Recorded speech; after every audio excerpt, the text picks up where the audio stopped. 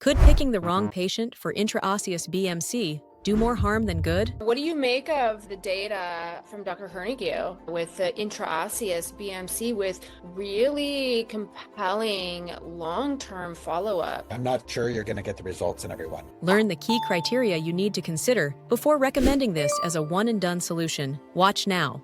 You know, obviously the volume of bone marrow drawn as well as injected is very different than what we are achieving here in the US. What are your thoughts that this intraosseous BMC is, in his hands, in his technique, getting really long results? Yeah. Well, there's so much to it, right? Because you have to pick the right patients. And if the bone component of their arthritis is not activated and you inject into the interosseous area, I'm not sure you're going to get the results in everyone. Matter of fact, when we do, and even though we do have an activated subchondral bone, we still have a 20% failure rate. That's what the data shows worldwide. So, so what's the answer? Hernigou is probably right, but you have to choose the right patient. Well, how do you choose the right patient?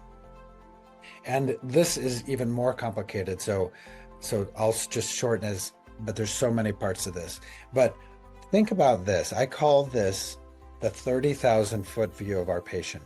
They come in with arthritis. Don't forget, if you want more about the business of orthobiologics, I have a podcast, or you can go on my website, The Business of Orthobiologics, and tune in. They have a bone marrow lesion and pain in the medial side of the knee. And what I say is like, time out.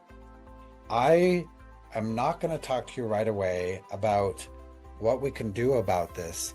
I need to ask you questions about this and find answers of why your environment is like this to begin with. Why did you get that bone marrow lesion? What's wrong with your joint? Now, is it malalignment? Is it a meniscal insufficiency? Is it obesity? Is it blah, blah, blah? Is it metabolic bone disorder? Or to just have an impact injury and you overused it? And I think with the whole Hernigou thing, absolutely yes.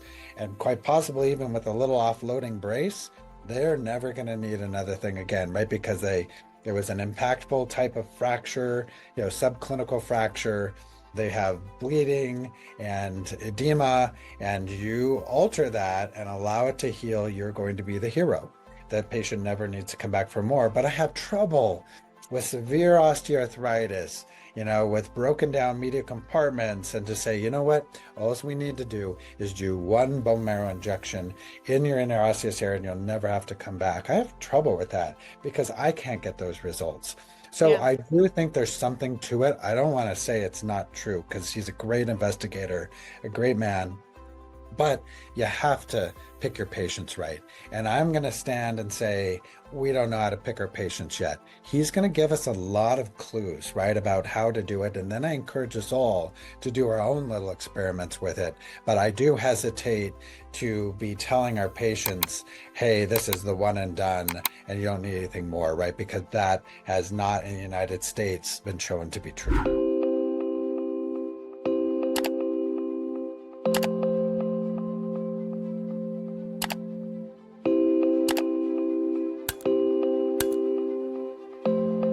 Don't miss out. Please subscribe to our newsletter now to stay ahead of the world of orthobiologics. You can find the link below. Additionally, if you're ready to start this journey with me in my Orthobiologics Masterclass, come join us.